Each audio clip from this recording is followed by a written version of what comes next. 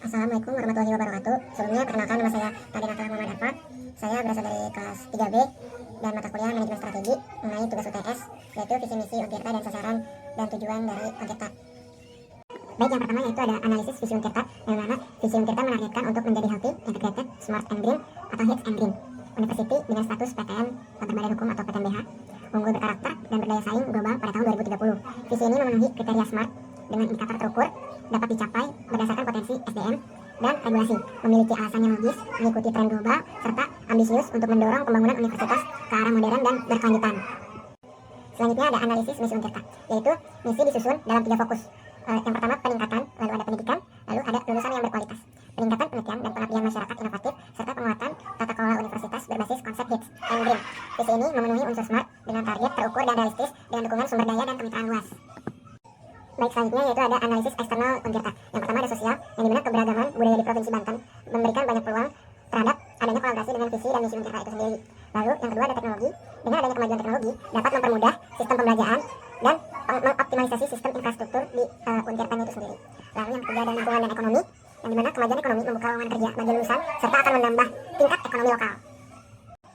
Kemudian ada politik dan hukum, adanya kolaborasi serta keputusan pemerintah yang berpengaruh terhadap jalannya visi Untirta seperti PTNBH. Lalu ada kebijakan, begitu pula dengan kebijakan yang ditentukan oleh pemerintah berpengaruh terhadap internal Untirta seperti adanya kebijakan pada awal tahun Impres tahun nomor 1 2025, yaitu adanya efisiensi di bidang pendidikan. Lalu ada demografi, yang kita tahu bonus demografi pada Indonesia pada tahun ini itu sangat banyak, yang dimana memiliki potensi yang sangat besar jika dikelola dengan baik, yang dimana Untirta memiliki itu, yaitu kita bisa mewadahi SDM-nya dan bisa mempertahankan apa yang dimiliki dari bonus demografi itu sendiri. Selanjutnya ada analisis internal Untirta menggunakan 6M. Yang pertama ada MAN, SDM masyarakat Untirta harus ditingkatkan kualitasnya serta kuantitasnya. Lalu ada MANI, yaitu penggunaan dana yang diprioritaskan kepada peningkatan infrastruktur serta untuk kesejahteraan masyarakat di Untirta. Lalu ada mesin, yang dimana sarana dan prasarana harus dikembangkan karena akan sangat membantu kegiatan dari masyarakat Untirta itu sendiri. Selanjutnya ada metode, yaitu adanya penerapan pelayanan terhadap masyarakat Untirta harus sesuai dengan implementasinya dan juga harus sesuai dengan SOP-nya. Lalu ada market, yang dimana ini sebagai bentuk branding kita, bisa melalui promosi melalui media digital serta adanya media partner dengan pihak swasta ataupun pihak pemerintah ataupun bisa pihak-pihak LSM yang nantinya akan membantu dari pembentukan branding dari internalnya itu sendiri. Kemudian ada material, yang dimana sebagai sarana fisik yang membantu terhadap kegiatan serta kenyamanan dalam internalnya itu sendiri.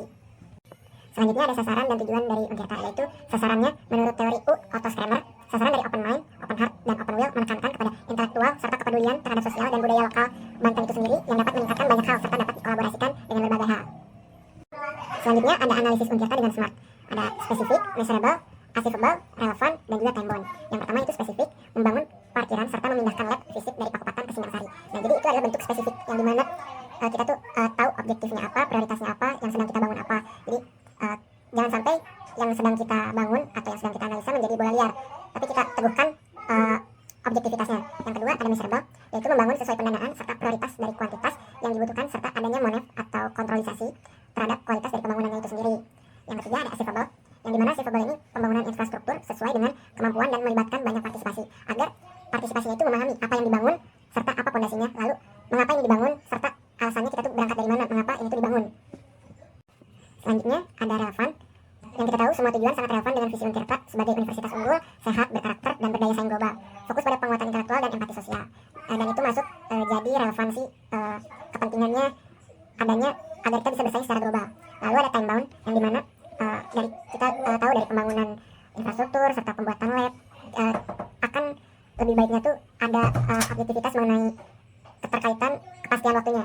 Jadi agar kita tahu bahwa dimulainya kapan, lalu selesainya kapan, dan itu juga sebagai bentuk transparansi kita terhadap masyarakat Untirtanya itu sendiri. Lalu kesimpulannya yaitu gambaran komprehensif dan terstruktur tentang manajemen strategi Untirta, analisis visi dan misi menggunakan perangkat SMART sangat sistematis. Lingkungan internal dan eksternal dianalisis dengan sangat lengkap dan menggunakan berbagai aspek relevan dan sasaran strategis mengintegrasikan nilai-nilai humanistik.